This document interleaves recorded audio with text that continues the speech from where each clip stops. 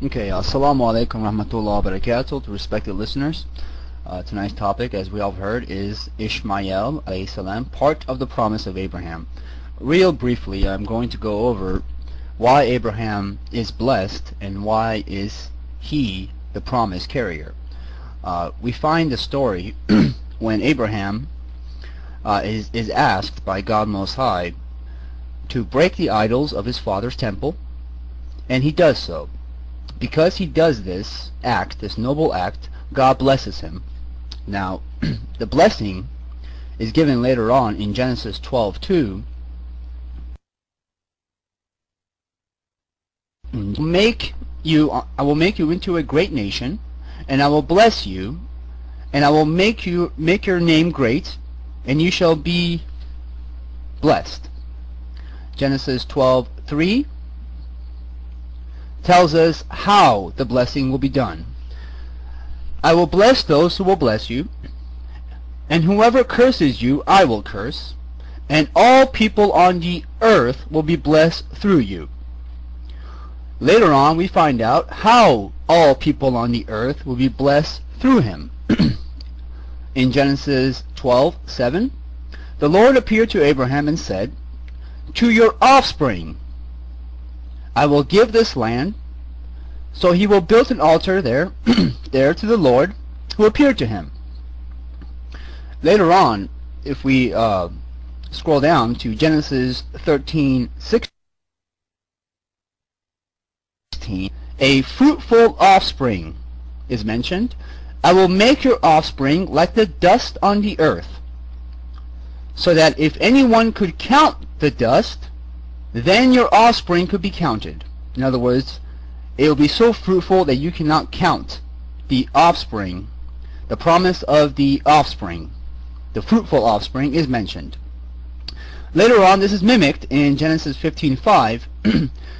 He, God, took him outside and said, "Look up at the heavens and count the stars. If indeed you can count them." Then he said to him, "So shall your offspring be." Genesis 15:5. Now here we see Abraham being blessed, and all mankind will be blessed through Abraham. In Genesis 16 we find the name of the fruitful offspring. The fruitful offspring is named in Genesis 16:6 and 16:7. 16:6, your servant is in your hands, Abram said. He's saying this to Sarah. Do with her whatever you think best.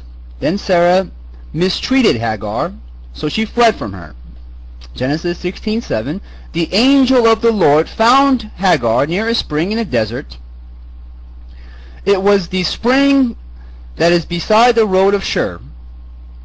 And he said, Hagar, servant of Sarah, where have you come from, and where are you going? I am running away from my mistress, Sarah. She answered. Genesis 16:9. Then the angel of the Lord told her, go back to your mistress and submit to her. The angel added, I will so increase your descendants that they will be too numerous to count. So once again, here is the fruitful offspring mentioned. The name of the fruitful offspring is given by God himself. Then the angel of the Lord told her, you are now a child, and you will have a son, and you shall name him Ishmael, for the Lord has heard your misery. He will be a wild man. His hands will be against everyone, and everyone's hands will be against him, and he will live in hostility towards his brothers. This is like father, like son. Abraham, when he lived in Ur, everyone's hand was against Abraham.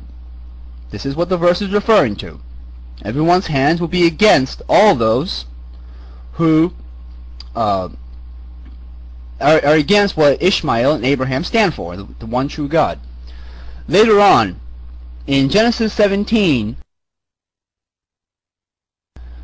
the promise, the covenant given to Abraham, and we also informed that it is a nation, that God will change the entire world, all nations, with a nation. Genesis 17:1. 17:1.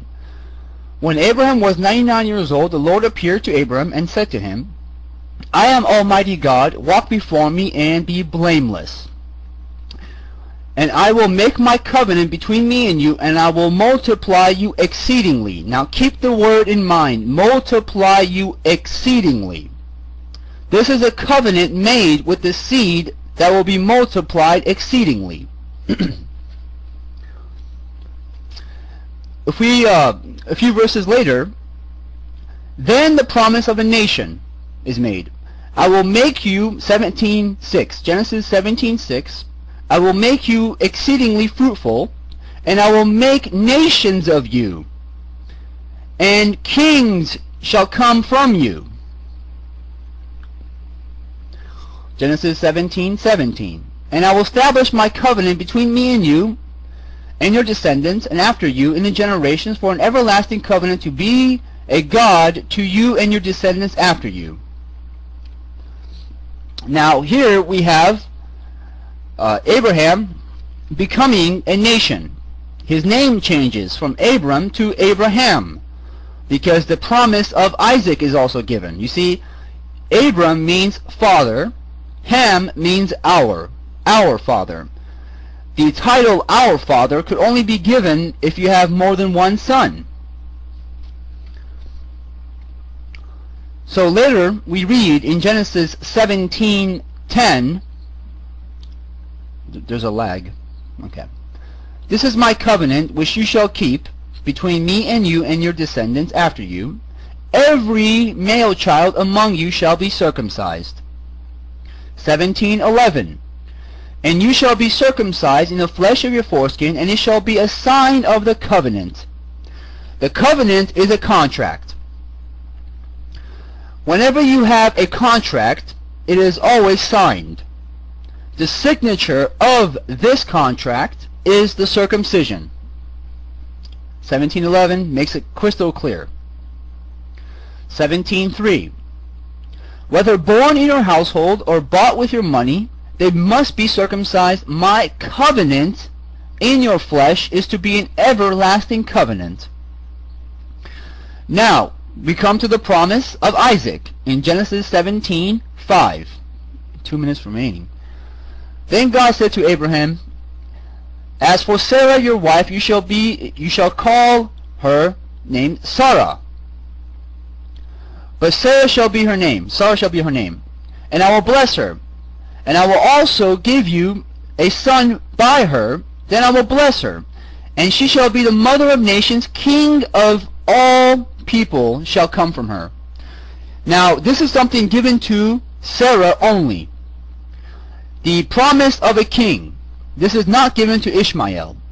In Genesis 17:18, it says, Abraham said unto the Lord, oh, that Ishmael might live before this blessing. What blessing? The blessing of kings. Indeed, it was kings that came from Isaac. King Saul came from Isaac. King David came from Isaac. King Suleiman came from Isaac. And the Messiah, King of the Jews, they all came from Isaac. Now my opponent here, I only have a little bit of time and I will continue more. My opponent here is going to try to prove that Ishmael is not part of the promise of Abraham.